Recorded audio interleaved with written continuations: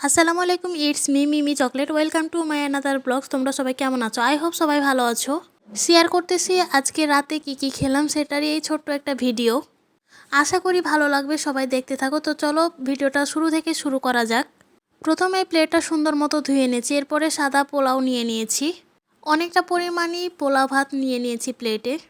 এরপরে পোলাওয়ের সাথে খাওয়ার জন্য প্রথম মেনুতে নিয়ে নিয়েছি বেগুন ভাজা, যেটা খেতে আমার কাছে অনেক বেশি মজা লাগে।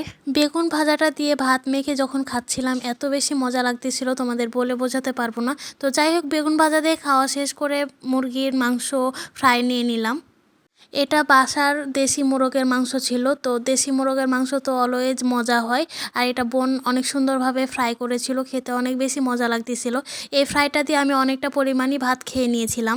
মাংসটা অনেক সুন্দরভাবে ফ্রাই করা হয়েছিল, একটু অন্যরকমভাবে ফ্রাই করা হয়েছিল। ভেবেছিলাম তোমাদের সাথে রেসিপিটা শেয়ার করবো, বাট ভিডিও ক্লিপ নেওয়া হয় নাই, তাই তোমাদের সাথে শেয়ার করতে পারলাম না।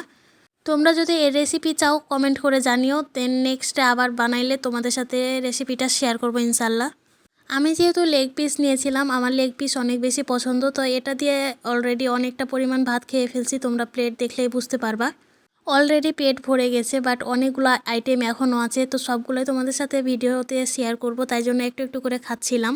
যাই হোক, চিকেন ফ্রাই দিয়ে খাওয়া শেষ করে প্লেটে কিছুটা পরিমাণ শসা আর লেবু নিয়ে নিলাম। এরপরে হচ্ছে ডিমের কোরমা নিয়েছিলাম।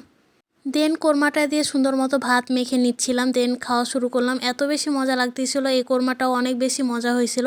অ্যাকচুয়ালি আজকের আইটেমগুলো সবগুলোই অনেক বেশি মজা হয়েছে।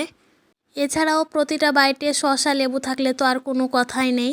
তোমরা যারা আমার রেগুলার ভিডিও দেখো তারা তো সবাই জানো যে আমি লেবু চোচা সহ খাই।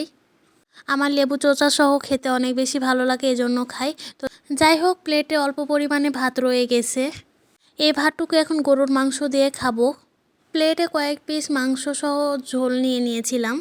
এরপরে ঝোল দিয়ে ভাতটা সুন্দর মতো মেখে নিয়েছি।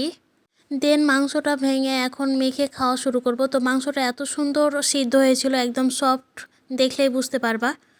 সাথে লেবুর বাইট নিচ্ছিলাম, শসার বাইট নিচ্ছিলাম, আরও বেশি মজা লাগতেছিল। সত্যি বলতে প্রতিটা মাংসর উপরে আমার অন্যরকম একটা ভালোবাসা রয়েছে। আমি মাংস খেতে এতটা পরিমাণ ভালোবাসি যে মাংস হলে আমি আর অন্য কোনো দিকে তাকাই না। যেহেতু ভিডিও করি এজন্য টুকটাক একটু একটু করে সবগুলোই খাই। তবে আমি গরুর মাংসটা একটু বেশি পছন্দ করি। তার চাইতে বেশি পছন্দ করি যে কোনো মাংসের হাড্ডি, এজন্য এই হাড্ডিগুলো আমি সবসময় পরে খাওয়ার চেষ্টা করি। অনেক বেশি মজা লাগে। সত্যি বলতে খাবারগুলো এত বেশি মজা হয়েছিল যে অনেক বেশি খেয়ে ফেলেছি। লাইক আম্মুর হাতে রান্না সবসময় মজা হয়। আমার আত্মীয়রাও অনেক বেশি পছন্দ করে আম্মুর হাতের রান্না। অনেক বক করে ফেলেছে, আর বেশি বড় করব না আজকের ভিডিওটা। তোমাদের সাথে এই ছোট্ট ভিডিওটা শেয়ার করলাম, কেমন লেগেছে আর জানিও। ভালো লেগে থাকলে অবশ্যই বেশি বেশি লাইক, ফলো, শেয়ার করে দিও। ইউটিউব চ্যানেলটা সাবস্ক্রাইব করে দিও। দেখা হয়ে যাবে নেক্সট কোনো এক্সাইটিং ভিডিওর সাথে। সে পর্যন্ত সবাই ভালো থেকো, সুস্থ থেকো। আমাদের সকলের জন্য দোয়া রাখো। তোমাদের সকলের জন্য দোয়া ও ভালোবাসা অলওয়েজ আছে আমার পক্ষ থেকে। এমন আরও সুন্দর সুন্দর ভিডিও দেখতে বেশি বেশি কমেন্ট করো, শেয়ার করে দাও।